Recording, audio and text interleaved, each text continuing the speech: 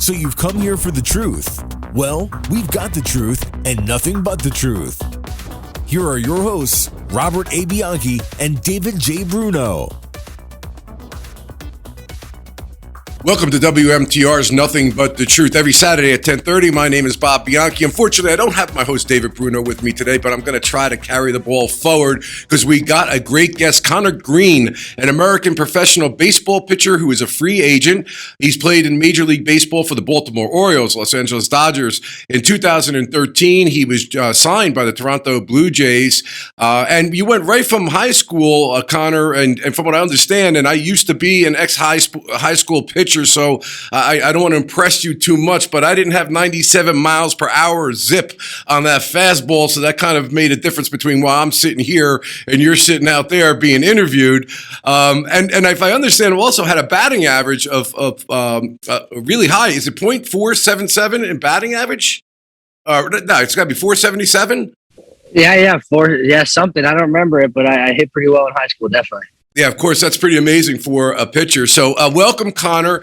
And as you know, Nothing But the Truth is a show about the truth of success and resiliency, whether it's through famous, great athletes like Connor here or anyone in the community. We try very hard at the Bianchi Law Group, as well as in our radio show, to show people the path to successful people and how they've gotten there, how they've gotten past difficult times. So, Connor, thanks for being on the show. We were just talking just before we went on when you talked about grit and determination and how important that is to success and how many people that you know that are successful are that way. Can you give me a little more information about that? Yeah, I think it's just a commonality between everyone that's successful.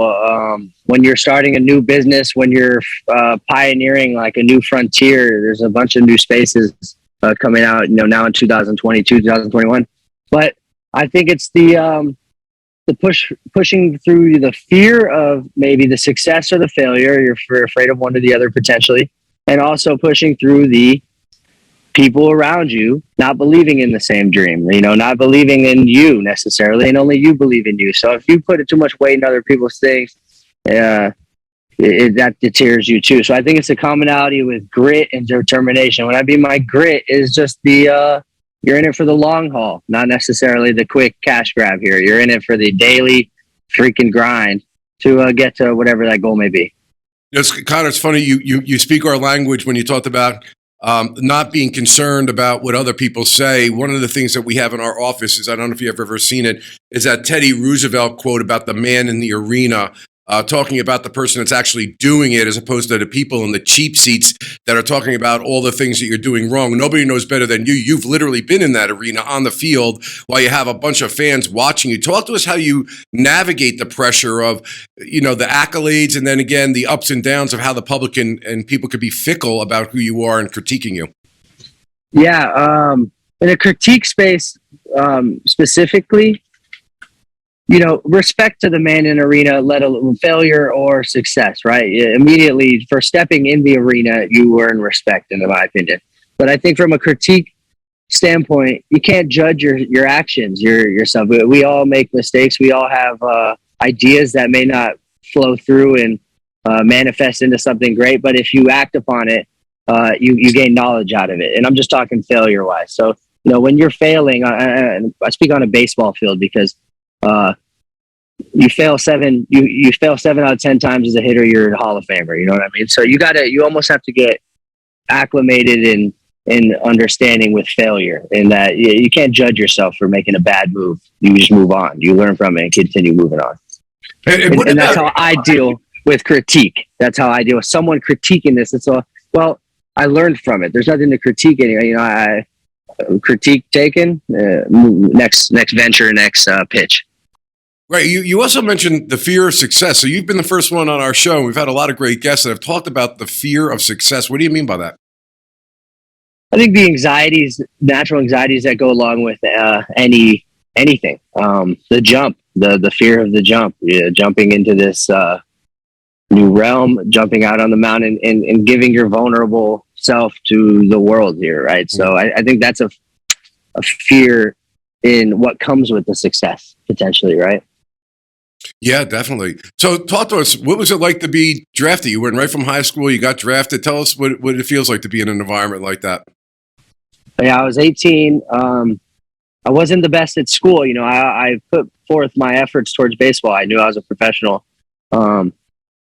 So it was exactly what I wanted to happen. I wouldn't say it was a dream come true because it was just right along the path of what I wanted to happen with my career.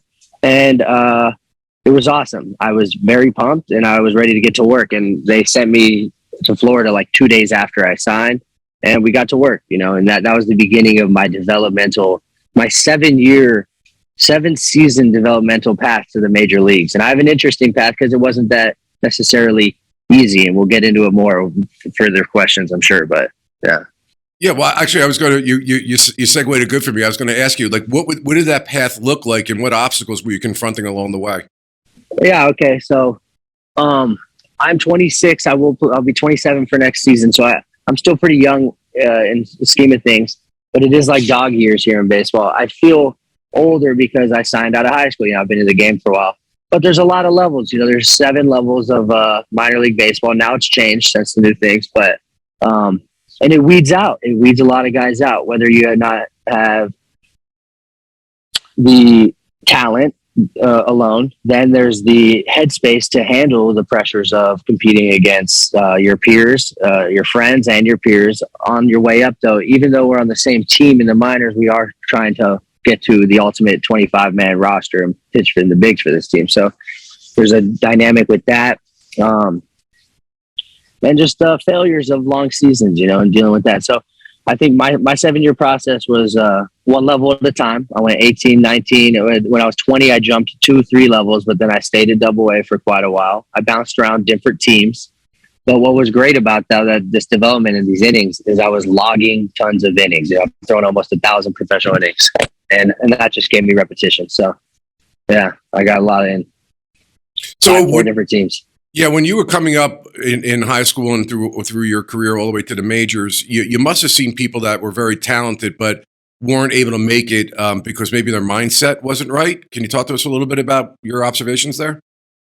It's not easy doing 14-hour bus rides and then playing a night game and then getting done at 12 and having to, bus out of there again and repeat.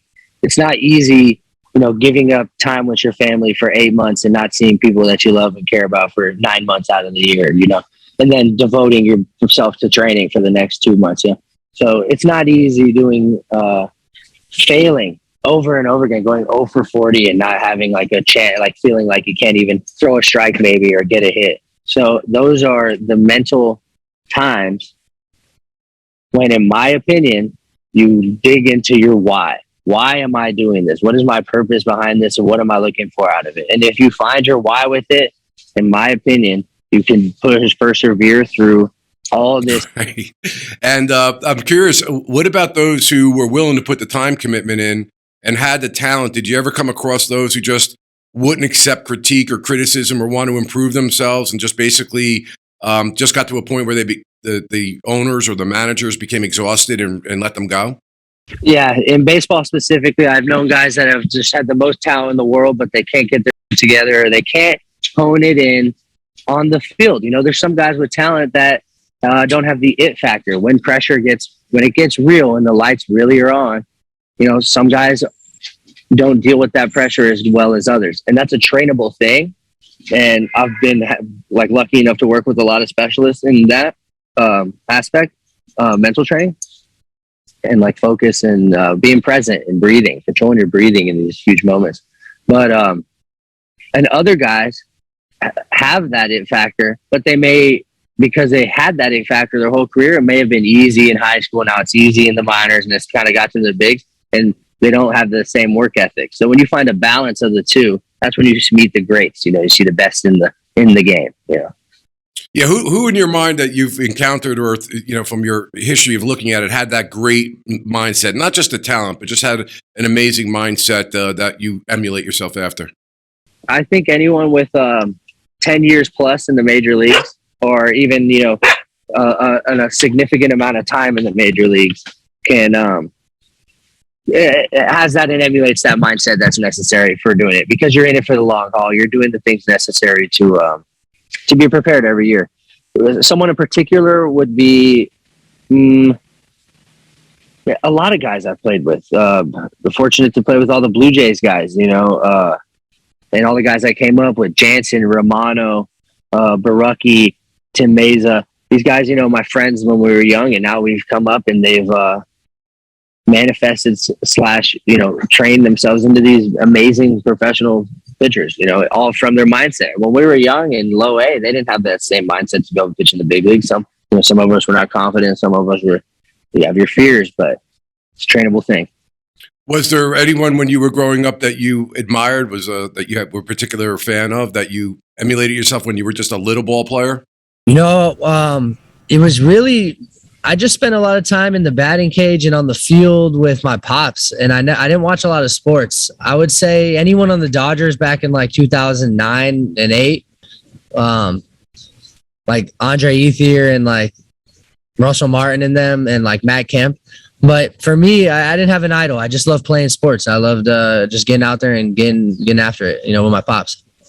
All right, awesome. All right, this is WMTR Radio's Nothing But the Truth. It was the starting over with me and not Dave Bruno, but we have a guest appearance from Dave, even though he wasn't supposed to be here. He will be back for the second half. Don't go anywhere because we have to find out, what is it like the first time you get on that mound when you're in the majors and everyone's looking at you? What's going on in your head? We'll be right back. At the Bianchi Law Group, our team of former prosecutors and certified criminal trial attorneys specialize in criminal defense and domestic violence cases. When you need a law firm with courage, compassion, and the commitment to fight for you, call the Bianchi Law Group today. All right, we're back. WMTR's Nothing But the Truth. It was just starting out. Bob Bianchi, Dave Bruno wasn't here. In case you don't know, we're talking about resiliency and nothing but the truth of success. This man right here, David Bruno, he was just involved in pretty much a head-on collision with a car going the wrong way on a one-way street. Airbags deployed, got out of the car, and instead of going to the hospital, not saying this is a good idea because I think he should go, he wanted to be here with Connor and make sure that he was able to do the interview. That is what I call tenacity. Dave, let me just say hello to you and congratulations on surviving something like that. Yeah, oh man, glad to be here, honestly. Scary anytime you're in a car accident, but you know what? I was able to get out and got checked out by the ambulance, and I'm feeling good enough to come here. Connor, thank you for joining us. I'm sorry I missed the first half, my man. Dude, that's ridiculous. I can't even believe that you made it second half here. You got it. Let me jump out, and if I ask a question that's already been covered, just let me know. Listen, here's what I want to know most. This season, and first of all, I saw you at Yankee Stadium, man. That must have been a dream come true to begin with, right? It absolutely was. It was crazy. I can't even describe it. And coming up in that inning, you had to come in the middle of the game. It wasn't a starter position, and I saw you out in that bullpen, and you had to throw, and you got to wait out in that bullpen. So tell me mentally, how do you come from that bullpen when you come into a game, either in the middle of the inning or in the middle of a game? How do you get that mindset right to come up against players like Judd and that whole Yankees team that you did on that day? Yeah, I think it starts at the beginning of the year, spring training. I think it's a complete mindset, a headspace you're in throughout the season. To step up there right now, it's a whole different vibe. So I think you build this headspace, this confidence, this reliability, not only in your physical, because now you've thrown enough pitches on the year to know where your slider is going to go when you throw it, but a conviction in what you're doing and how you're going about it. So, but specifically on that day, right? I'm in the pen before it was going again. They told me I was going to face Judge. It was like the 5th or 6th inning or something, and I was getting ready for Judge. So what I would do is I begin my little mental process. It's a routine that everyone goes through. Some guys stare at the wall. Some guys stare at their feet. Some guys just do crazy stuff. But for me, it's just breathing techniques. I go through my breath, stay in a calm headspace. I know I have full faith that I can get the job done, and I just stay calm. I think the calmer you stay, you control your adrenaline, you have a better outcome, focus-wise. Wow. Tell us about the preparation going into something like that, too. Do you watch film on your opposition? What types of preparation do you do going into a game like that? It used to be you'd have to watch film, the night before and stuff. But now with iPads and how, if we're in the future, I'll sit there and watch every pitch I've ever thrown to Aaron Judge before I go and throw it to him. I'll watch every slider low and out he's ever swung at. I'll watch every fastball inside he's ever swung at. And I can see it right here on a nice little platform. And I formulate my plan, and that goes into my head. I think that's how you start building your confidence. When you're a skydiver and you're building these base jumping resume of jumps, each one adds to your confidence for the next one, I'd imagine, or you do something and it makes you more comfortable for the next time. So after you can literally visualize yourself. And that's another thing I do. I'll be on the mound and I will actually visualize a pitch low and out and boom, execute it right after. And that's another piece of the process, but that's more live action, pitch to pitch. But you can visualize and mimic, your brain's muscle memory at that point. Yeah, I'm curious, when you do those techniques, and you talked about other techniques that people follow in order to kind of get themselves in the right mental space. It's funny, there's not much of a difference in how we are as trial lawyers when we're preparing to get up there. It's a very emotionally difficult, if you will, or a very rough environment mentally. But nevertheless, you still have that adrenaline that's pumping. I mean, do you still feel it, but you're able to control it, or are you at a point where you just don't feel it at all? Well, I think you've done your preparation, right? You know the case, the ins and outs of what's about to go down. But if you get too adrenalined up, try to seize the moment too much or try and do too much, you may go overboard on some end. If you're too scared about the moment or two, you get tight and tense and they can't spit it out, So I think it's a relaxed state of mind you need to be in. I call it the flow state. I think a lot of people know about the flow state, and yeah, I kind of forget your question, but that's what sparked me. I think there's a complete relation to being in anything when you're on the spot, live action. When it's live, it's you can produce. Really. I've kind of I teach a lot of trial lawyers, and it's funny, when I first tried my first jury trial, my heart was beating so hard when I was up in front of the jury on the opening statement. I literally couldn't hear the words coming out of my mouth. I was told by the judge I did a very good job, but I couldn't really remember. But instead of trying to get people to, when I've taught trial lawyers afterwards, I've made a point of, this isn't an environment in which you will be quote unquote nervous or anxious. That's okay. You have to learn how to control that nervousness and that anxiousness and use it to your advantage. Absolutely. So, and what is nervousness and anxiousness, though, right? That's a future. We're scared of the future at that moment, right? But when you're on trial, you're in the present and those feelings dissipate and now you're in this moment, right? So Amen. Same thing with pitching, right? People are scared, and you may let your fears, the New York Yankees, big name, boppers on that team, they rake, but it's your headspace about it.